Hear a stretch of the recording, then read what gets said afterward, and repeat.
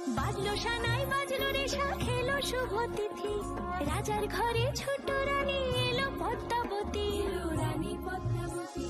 রাজার আরো 6টি রানীর ছিল না সন্তান, পদ্মাবতীর কোলালোতে মিলল সমাধান।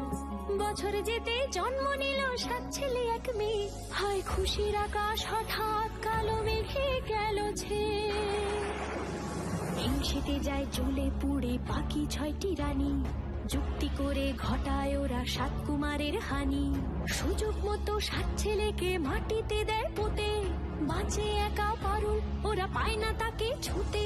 ধাইমা বাজায় সেই মেয়েকে বড় করে তোলে, 7 ভাইকে পায় যে পারুল 7টে চাপা ফুলে।